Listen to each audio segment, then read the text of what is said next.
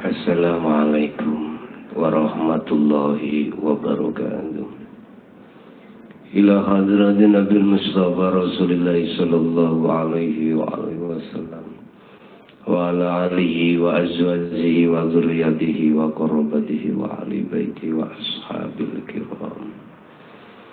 Wa ila jami'il anbiya wal mursalin wal awliya wa syuhada wa salihin wa tabi'ina ila yaumiddin, khususan ila jami'i arsyadatina wa masyayikhina ila muntaha wa ila abaina wa ummatina wa azdatina wa masyayikhina wa auladina wa azwajina wa dzurriyyatina wa ahli baitina wa jami'i man tabi'ani, khususan ila jami' arwah fi hadil majlis wa ghairuhum.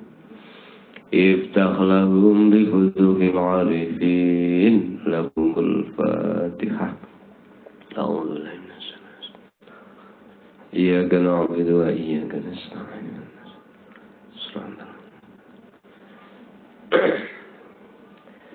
Bismillahirrahmanirrahim. Alhamdulillahilladzi arsala rasulahu bil huda wa dinil haqq liyudhhirahu 'ala ad-dini kulli walau karihal kafirun. Asyhadu an la ilaha illallah wa asyhadu anna Muhammadan 'abduhu wa rasuluh.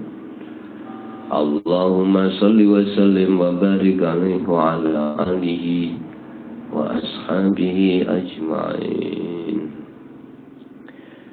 Bapak Ibu hadirin jamaah rahimakumullah. Alhamdulillah, dalam kesempatan malam hari ini kita sedaya tasih pinaringan rahmat lan hidayah Allah. Tondo buktine fisik Muhammad jenengan diperintahake midhangetake, ngrungokake, mendengarkan ajaran-ajaran Allah, sehingga dengan ajaran itu bisa menjadikan satu laku kita untuk menuju datang Allah lebih sempurna dan tidak kebingungan. Sebab tidak sedikit orang yang lari dari ajaran Allah seperti ini. Dan sangat banyak mereka juga yang membenci dengan ajaran ini.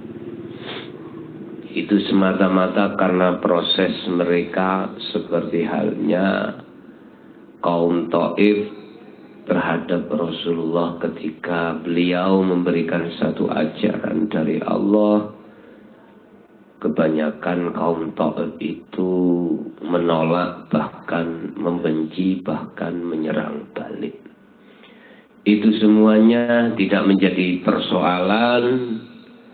Yang terpenting di sini adalah khusus bagi panjenengan yang hatinya sudah bisa menerima ajaran Allah, untuk lebih baik memperbaiki hati kita masing-masing ing ngersane Allah dengan cara yang sudah kita ketahui lewat ajaran Allah, baik langsung maupun tidak langsung.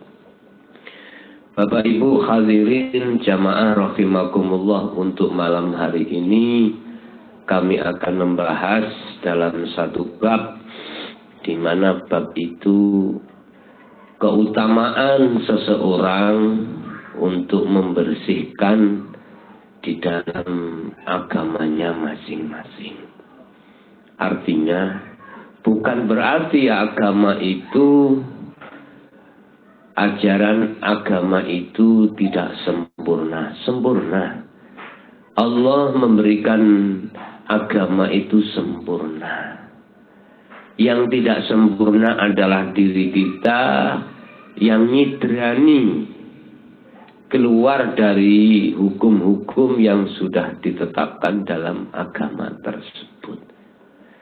Oleh karenanya kami akan membahas khusus terkait masalah keutamaan seseorang yang membersihkan ya krono arai agamanya.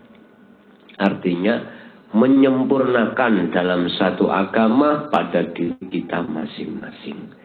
Kata kuncinya adalah kesempurnaan dalam satu agama pada diri seorang hamba manakala dia sudah sampai pada tingkatan makrifat pada Allah Subhanahu wa ta'ala.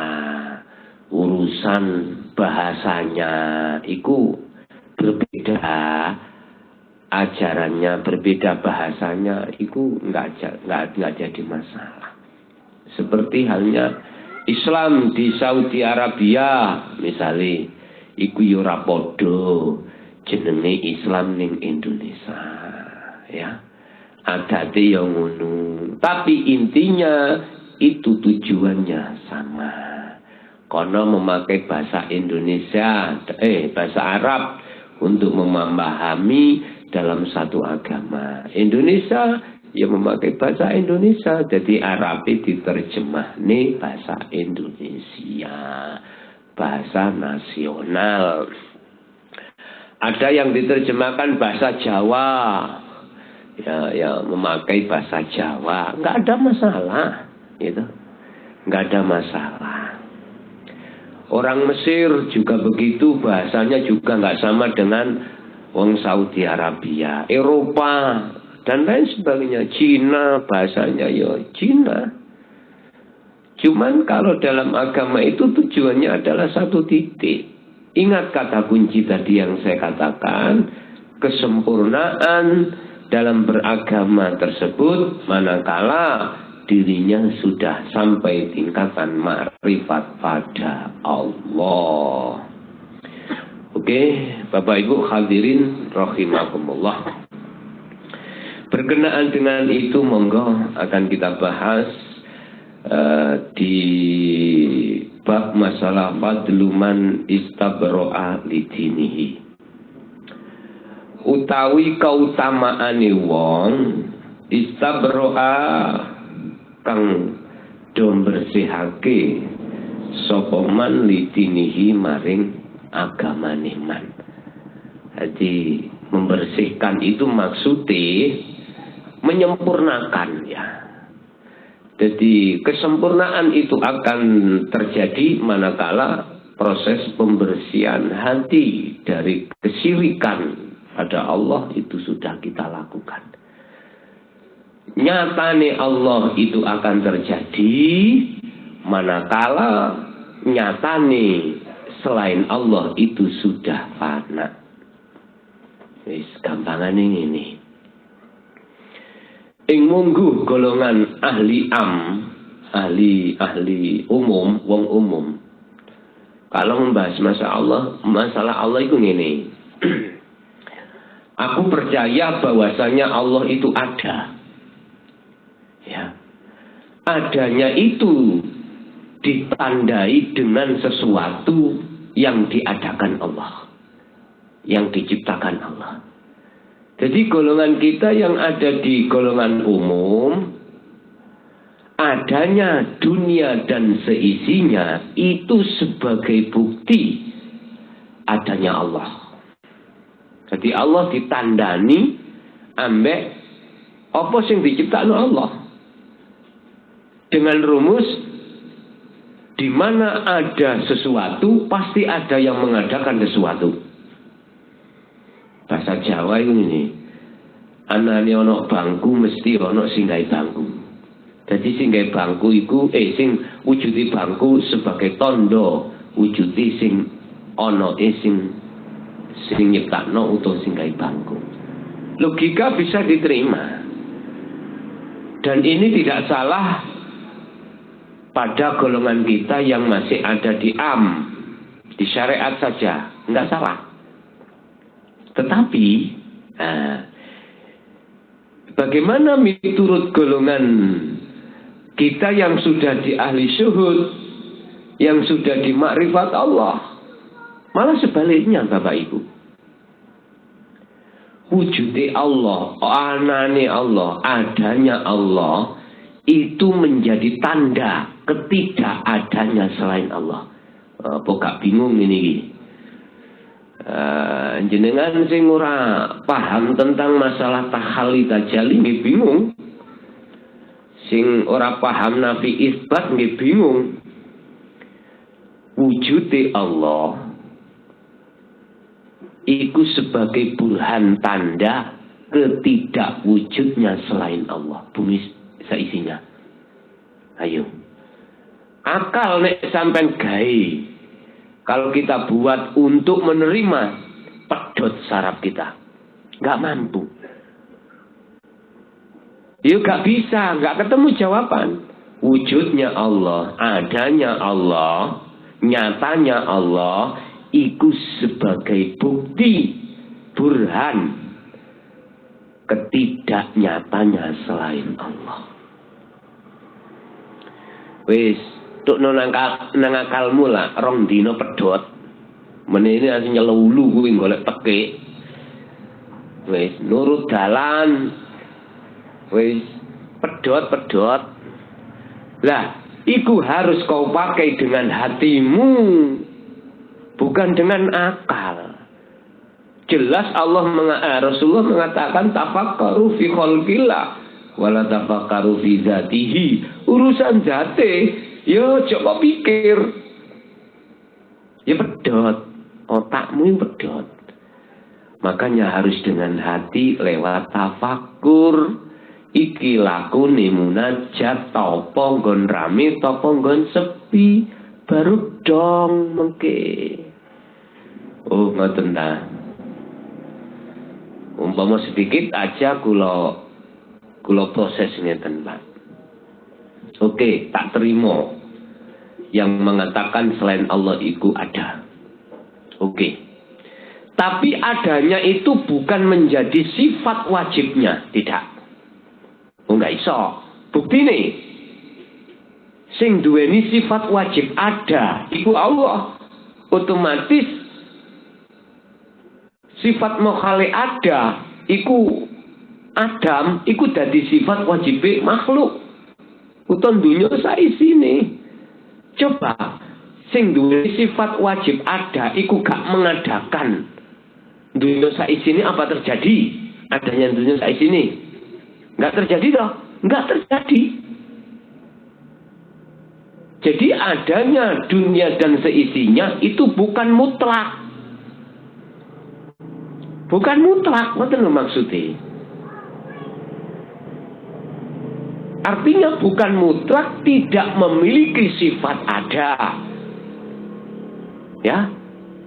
Coba iki nek ambek akal rada masuk titik, tapi nek man langsung makhluk syahid, ya ndas iki sok pedhot kiwa tengen otak iki. Nek diproses kaya sing kula omongan agak bisa diterima. Tetapi gak iso kok terus ke akalmu untuk memikir atau untuk membahas tentang zatnya nggak bisa. Harus dengan hati.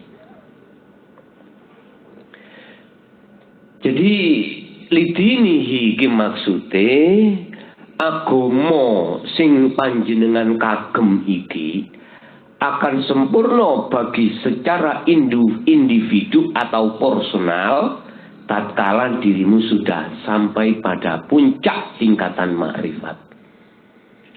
Baru Pak niki sempurna. Hadis diceritakake dening Nu'man bin Basir yaqulu dawuh sapa Nu'man sami tungrungu sapa ingsun Rasulullah ing utusane Allah sallallahu alaihi wasallam. Dadi Nu'man krungu bahwasanya Rasulullah itu dawuh. Dawuh ya napa? Dawuhnya bagaimana Rasulullah itu? Nih. Yaqulu Khalid dawuh sapa jeneng Nabi. Al halalu bayyinun wal haramu bayyinun wa bainahuma musyabhatun. Lah iki Al haramu utawi perkara haram iku bayinun jelas. Jelas. Wal haramu utawi perkara kang haram iku juga bayinun jelas. Ya. Wa bainahuma lan utawi antarane dua mang haram halal dengan haram iku musabbahatun. Jenenge musabbahatun iku ana sing memaknani mamang, ya, samar, subhat dari kalimat subhat, jadi mamang atau samar, halal gak halal, haram gak haram, tengah-tengah. Contoh iki contoh. Kuwi mlaku-mlaku ning dalan. Nemu dompet, Pak. Isine dompet, uangnya merah-merah, biru merah di total jenderal jumlahe 100 juta. Durung cek girune, durung ATM-e, di total semuanya 1 miliar. Mbok duit sapa iku? Jenengan iki nemu tolah-toleh kiwa tengen gak ana uang. Hik njero yo KTP-ne gak ana. Ana dompet isine yo kuwi. Ambek ATM. ATM iku ana jenenge ya. Gak ana persaku ATM iku. Kene gak tau nyekel ATM yo gak ngono. Lah, bingung. Iki arepe dikekno sapa yo ora ngerti. Ana dhuwit nek kene nek tak jupuk yo nek gak engko digawa wong sing ora amanah. Iki piye? Ambilen mawon. Ada kel atau pendapat yang mengatakan kau harus memberikan satu pengumuman. Di jalan, sepanjang jalan itu isinya pengumuman adalah bagi siapa yang kehilangan dompet. Jangan dituduhkan, jangan diberitahukan cirinya, uangnya di dalam berapa dan lain sebagainya. Jangan.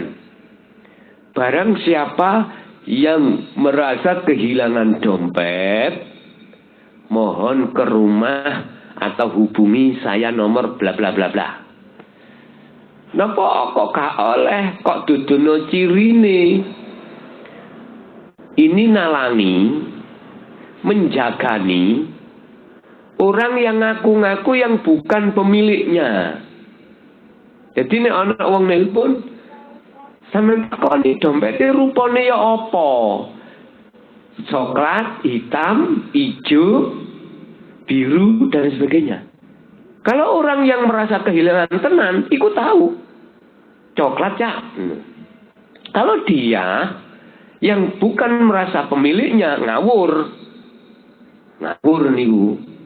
Bila perlu sampai tes. Umpama bener coklat. Nah, jerone isine duit piro? Bisa mentakok. Apa wae? Sampeyan tes ngoten. Nek gak cocok, ya jelas, iku pengaku-ngaku. Pengaku-ngaku. Utawa boleh sampean tes. Duit mek 100.000 aja. Walah 100.000 gak wis. Tapi aku yakin kalau yang bersangkutan sungguh yang memiliki, pasti akan benar apa yang sampean tanyakan. Nah, iki wajib sampean memberikan satu pengumuman. Jadi iki subhat ya. Iki barang subhat. Dikatakan subhat antara halal dengan haram. Ya, antara halal dengan haram. Jadi ora oleh kok tedok, ya. Karena di situ halalnya juga belum 100%, haram juga enggak. Sebab kau tidak merasa menyolong atau mencuri. Nah, di situ nanti ada persyaratan berapa hari, berapa bulan pengumuman itu terus berlanjut. Bapak Ibu hadirin jamaah rahimahullah, contoh yang dikatakan bainahuma, yang dikatakan subhat, ya di antara dua hal tadi. Iku bahasa syariat, Pak, ya. Bahasa syariat. Engkau tak jelas hakikatnya. La ya'lamuha kasirum minan nas. La ya'lamuha sing jenenge subhat, la ya'lamuha kang ora den ngerteni apa subhat. Iku musabbahat iku sapa kasirun minan nasi, kebanyakan saking wong akeh. Akeh-akeh wong iku ora ngerti barang subhat. Akeh-akeh itu ya. Sing ngerti iku halal, itu haram, itu jelas tahu. Nek subhat iku jarang wong ngerti. Paman mongko utawi sapane wong iku itako njaga sapa man al musyabbahati ing pira-pira perkara kang den samarake. Ngono. Istabro'a mongko wong iku diwastani bersuci lidinihi maring agamane man. Ya, termasuk menyempurnakan agama, Anda tidak mau makan perkara yang subhat. Sebab di situ ada perkara yang jelas halal, ada perkara yang jelas haram. Lah, manakala meninggalkan perkara yang subhat ikut termasuk, dirimu telah menyempurnakan hukum agamamu. Jadi orang ngawur, madan tadi nemu duit, aja kesusu, kok gawe mangan, di situ ono persyaratan-persyaratan diperbolehkan memakan atau tidak. Madan Pak. Maneh di mangrek. Wa irdihi lan kuwi mau padha karo njaga kehormatan dalam dirimu terhadap Allah.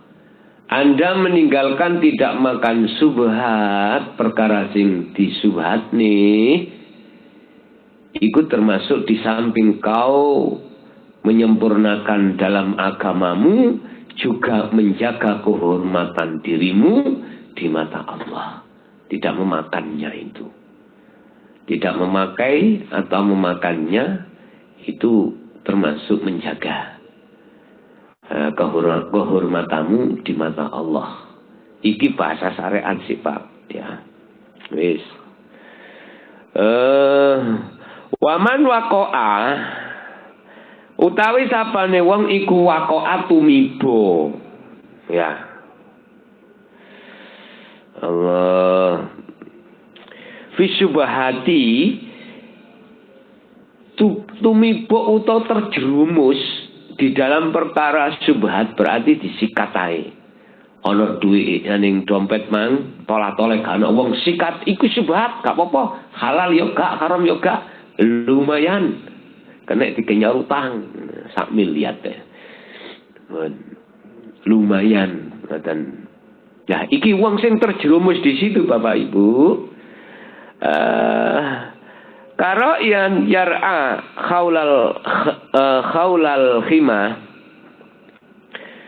yusika ayuwafiku ngoten ayuwafiqahu karo la kunu kuwi iki diumpamakna kaya dene pengembala wedhus ya, yang masuk di dalam lahan yang dilarang. Wong sing kedrumus iku nanggone perkara subhat kaya dene wong angon wedhus terjerumus di dalam lahan yang dilarang untuk dingoni wedhus. Contoh misalnya, sampean iki duwe tanah sawah ning kono ana tandurane mbok kacang mbok apa ngoten. Iki larangan tempat untuk digawe ngon, wedhus utawa sapi atau jaran. Gak oleh. Engko nek sampai di ngon kuno kok mangan yang namanya makan tandurane atau tanamannya Pak Tani. Jenengan mlebu teng mriku. Lah iki wong sing mangan perkara subhat diibaratno kaya dene wong angon, seperti orang yang mengembala, entah mengembala domba atau apapun yang masuk di dalam bumi larangan. Kan kok nek kepethuk wong sing Pak Tani ini kan disuweneni sampean. Dilok-ilokne. Masalahnya walaupun tidak makan tandurane iku 80% jenenge wedhus iku pasti akan makan juga, ngoten. Ibarate kados mekaten Bapak Ibu. Lah mereka walaupun sing dipengembala wedhuse dombanya itu enggak makan, iku dikatakan hampir terjerumus. Apalagi makan. Apalagi makan. Iku ibarati kados mekaten Bapak Ibu. Ala wa inna likulli malakin khima. Ingatlah wa inna likulli malikin sak temene iku keduwe saben-saben raja. Iku khima. Duweni tanah larangan sing gak oleh dijamah. Gak oleh dijamah. Cara misale endi tanah sing gak oleh dijamah, iku nggone raja. Misale ning daleme sinten raja. Gak oleh patih utawa ngandhap-ngandhapi apalagi kita sebagai rakyat. Mlebu nang wilayah tanahe mboten angsal. Mboten angsal. Karena itu tanah larangan. Padha karo nang istana kepresidenan.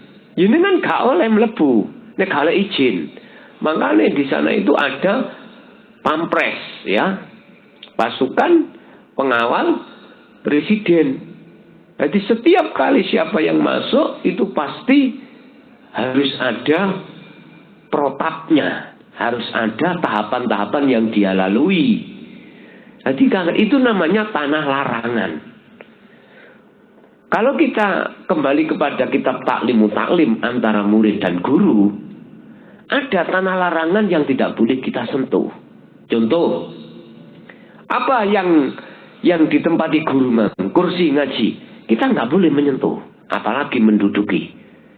Iki bahasa syariat ya, menduduki. Karena apa? Iku munu gak duweni tata krama, lho ngoten. Subhan. Lah, kaya ngene iki Anda akan terjerumus padha karo nggawa padha karo makan sama halnya makan perkara-perkara yang disubhatkan. Untuk maneh sandal. Iki nang Taklimu Taklim. Ngomong syariat dhisik. Lah ning kono kanggo nata akhlak istimaiyah. Sandale guru sampean kali kula gak oleh sampean niku sampak ngideki bahkan gawe ora oleh. Karena iki termasuk tanah larangan, gak boleh. Apapun yang dibawa guru-guru kita tidak boleh menyentuh. Tidak boleh kecuali ada izin. Contoh, Nger, jegono sepatuku, jegono sandalku kae. Nah. Wis, ngono kuwi ora apa-apa. Lah, terus apa jenenge? Pokoknya intinya ngeten, bahasa syariat itu mengutamakan akhlak istimaiyah. Kita ngomong syariat gitu.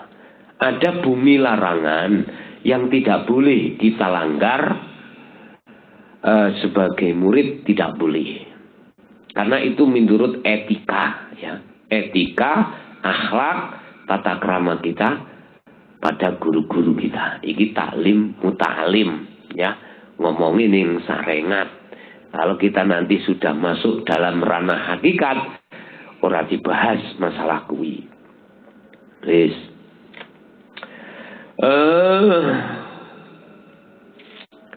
Pemang bumi larangan.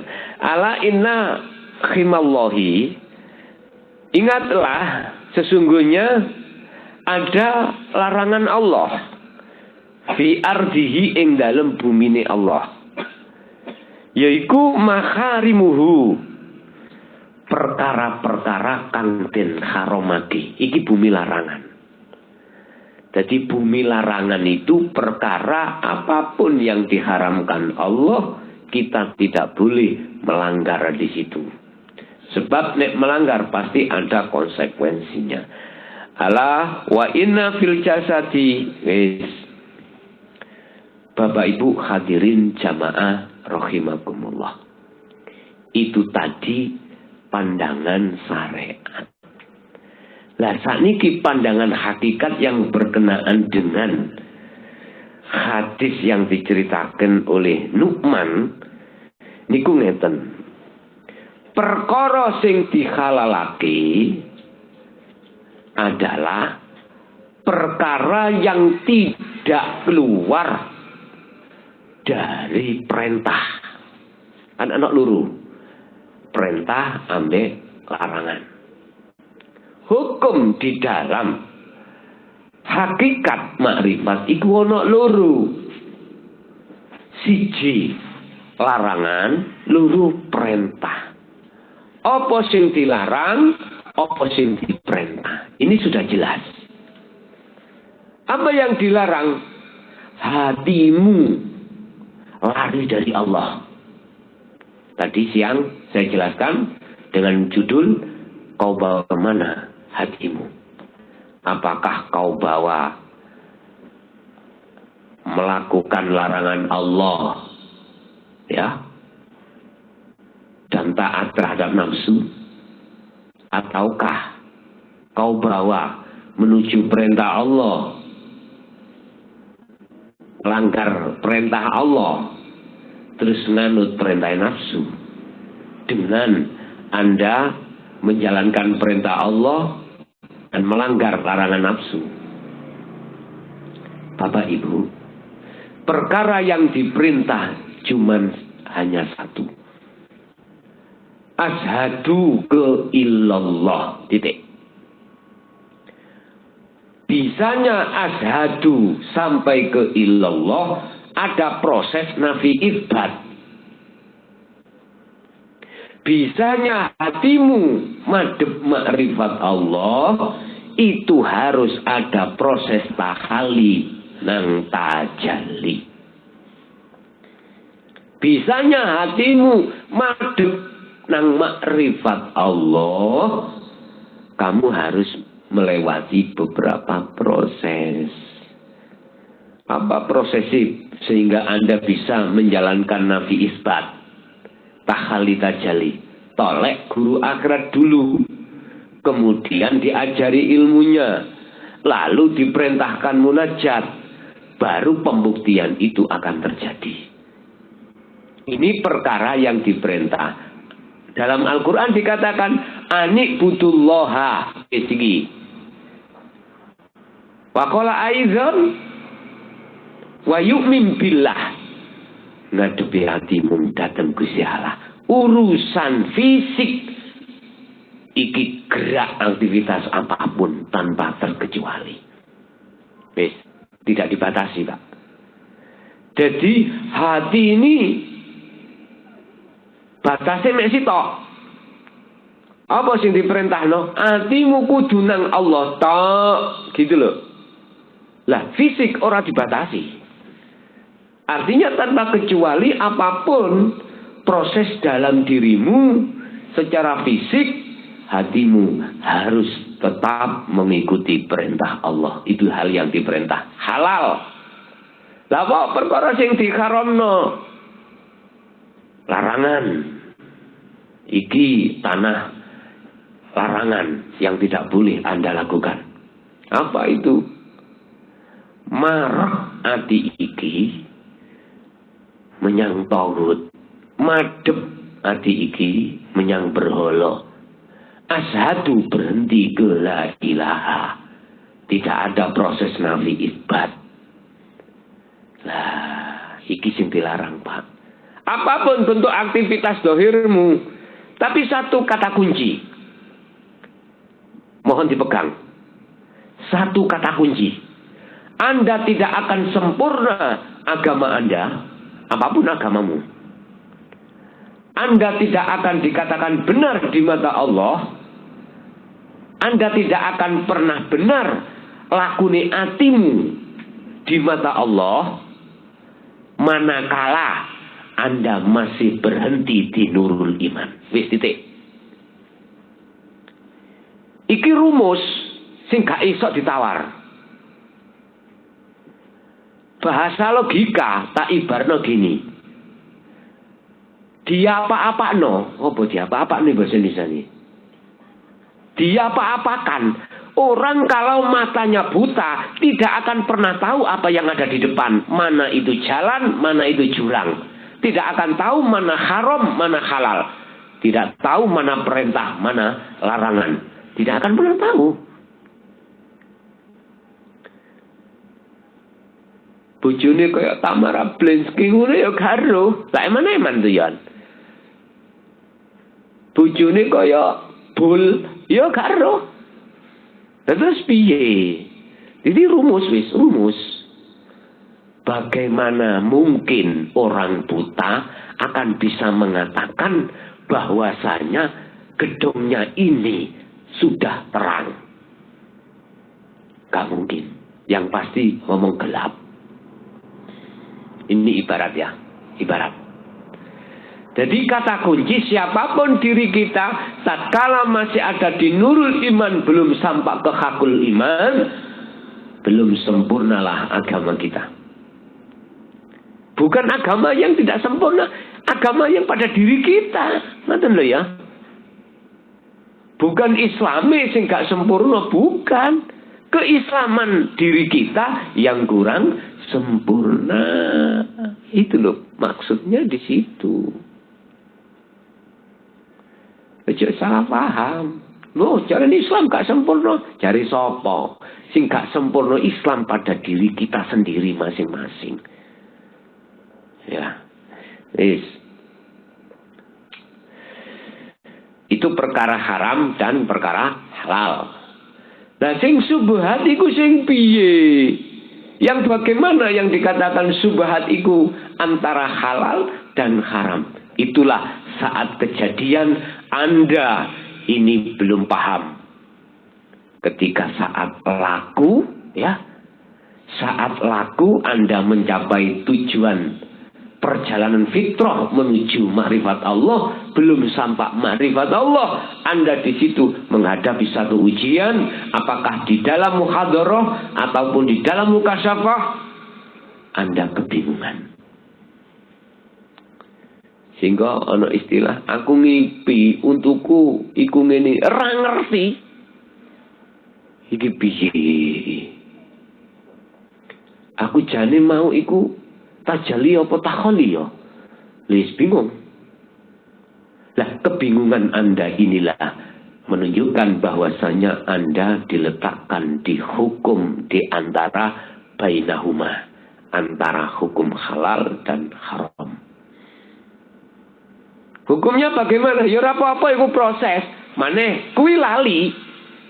Diperintahno mursyid panjenengan lewat munajat itu untuk selalu hati berzikir pada Allah. Suatu saat sampean lali. Lah lali panjenengan iki dikatakan subhat. Ngelanggar ya gak kepingin ngelanggar, tapi nyatane ngelanggar. Mursyidnya ngomong, wis dikire gecokno terus. Lah kok ndelalah suatu saat jenengan lali. Delok makhluke, terus akhirnya ngamuk-ngamuk.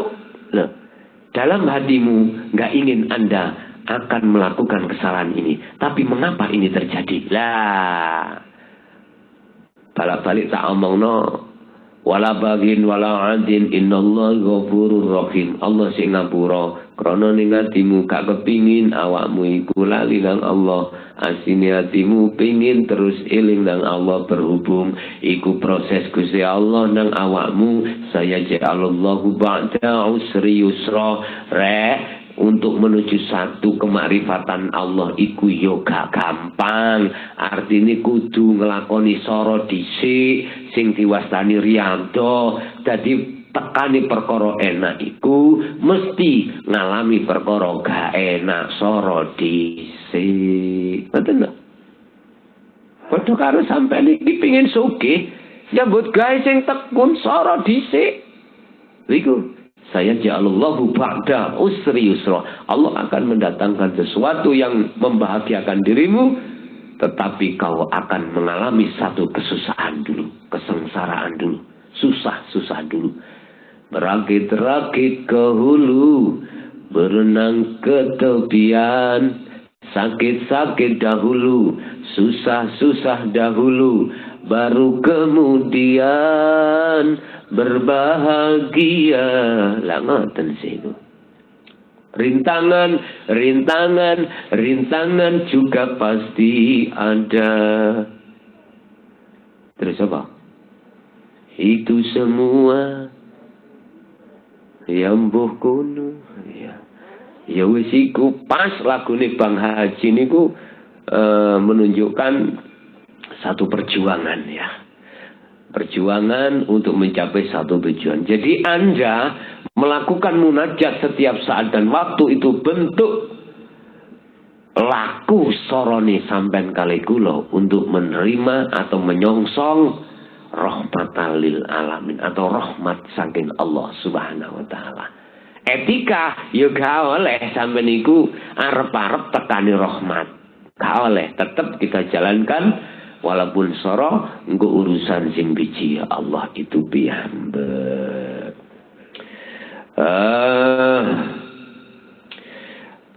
Ala eling-eling ingatlah wa inna fil jasadi mudghatan. Lan sak temeni ing dalem jasadmu iku mudghatan ana sepotong daging. Ini jasadmu lho ya. Ana sepotong daging atau segumpal daging. Idza salahat tatkalane bagus apa mudghatan ya salaha mongko bagus apa al jasadu jasate man utawa jasate sapa ngono kulluhu ya sekabehane jasad. Wa idza fasadat lantas kalane rusak apa mudghah segumpal darah mang ya fasada mongko rusak apa al jasadu jasad kulluhu ya sekabehe jasad. Terus ditakoki ala ingatlah wahya utawi mudghah apa segumpal daging mang yaiku sing disebut al qalbu ati. Lah ati nek rusak mongko liyane jasad kabeh melok rusak. Nek atine bagus mongko jasade bagus. Wis iki sing ya apa dulur? Aja ndelok syariate sampean. Nek ndelok syariate gak ketemu. Sebab akeh wong sing bersorban, akeh wong sing kepal ndase iki kopiahe mitit, ya. Rambutnya semiran. Lah. Bajunya itu ala ulama tapi sanjipa. Ngerti sanjipa sampean? Penipu. Ana model kaya ngeten iki wonten dulur. Ngapunten ingkang kuwadah. Bacaan Quran fasih. Ya, hadisnya apal. Tapi hatinya masih ada kepentingan. Iki nek dijelokno maneh diunggahno sastrip ya. Berarti gak ngomong urusan duit. Nek ngomong urusan duit lho sak pirang-pirang tambahan. Ora ketemu. Lah, yang dimaksud hati itu bagaimana? Bapak Ibu hadirin rahimakumullah. Dawuh Imam Ghazali, al-qalbu ai ar-ruh. Ya roh iku. Wong Jawa ngarani roh, Qur'ane ruh. Bahasa Indonesia ini jiwa. Nah, di situ. Kalau jiwanya rusak, otomatis jasad iki ora iso dzikir, rusak ing mungguh Allah. Golongan kita yang ada di Nurul Iman, kelakuan ati sampean kali kula, kelakuan kita yang ada di Nurul Iman itu jelas keluar dari konteks ajaran Allah. Saya tidak melihat dari fisik loh, karena fisik itu syariat. Hati iki hukum hakikatnya. Idza fasada jasaduhu kulluhu, ya mesti rusak, Pak. Dikatakan jasad rusak iku apa melentung-melentung tau. Apa tadi dikatakan jasad rusak iku lawara kabeh. Gudiken corona utawa apa ngono rusak, mboten niku. Sing dikatakan rusak jasadnya adalah seluruh juz-juz anggota tubuh tidak berzikir pada Allah. Wes, nek ngurusi koyok ngene iki, nek didelok dugi teng mriki akeh wong sampel. Iya. Ketoke kelakone apik tapi atine sampel. Ngerti sampel namanya? Sampel itu tidak punya etika pada Allah. Contoh saya. Allahu Akbar, salat. Loh, ning kene lho, hati saya dikatakan sampel, manakala hati saya mengakui bahwasanya apa yang terjadi pada aktivitas ini adalah sumbernya dari saya. Allahnya kemana? Enggak ada tak? Iki jenis hati saya, hati yang sampel. Orang Jawa ngarani sampel. Enggak punya etika pada Allah. Padahal semuanya walillahil masyriq wal maghrib. Apa itu milik Allah. Dan yang menggerakkan juga Allah. Dan ini kok ya aku iki ngomong ke sumber itu kok aku dah perani kok aku. Iki loh letak mengapa saya dikatakan hati yang sampel. Jasad-jasad apa yang berlaku pada diri saya tidak ada yang bergerak karena zikir tidak bisa. Tapi coba hatimu kalau bagus. Rasulullah mengatakan idza sholahat sholahat jasadu kulluhu. Pasti bagus. Atimu nek wis makrifat Allah, jasadmu iku melok zikir kabeh. Artine ketika tumindak apapun, hatimu mengkoordinir terhadap seluruh juz anggota tubuh bahwasanya ini adalah af'alullah. Titik. Wis ngene nek gak mudeng, nek gak paham, kebacut. Ya. Kebacut. Ngerti kebacut sampean? Nemen lah. Udahlah. Sing penting kita itu ikutilah apa yang menjadi ketetapan hukum Allah. Urusanku nantinya bijine piro, itu bukan urusan kita. Udah kita jalankan apa yang menjadi ketetapan hukum yang diamandemenkan di dalam hukum hakikiyah. Kita sebagai hamba ya Allah harus mengikuti apa yang ada di situ. Bapak Ibu hadirin jamaah rahimakumullah, berarti hati yang sudah ma'rifat Allah itulah dikatakan orang yang sudah sempurna agamanya. Juga dikatakan segumpal daging yang disebut mudghah itu bagus. Dalam ayat lain Allah berkata, barang siapa saat di dunia mudghahnya sudah bagus, maka di akhirat tidak ada persoalan. Sayaquluna alladzina qalu udkhuluha bisalamin aminin. Allah dawuh nang malaikat, malaikat dalem Gusti. Kae kekasihku, injih sendika dawuh. Awakmu ora usah takok-takok marep buka kakean telek.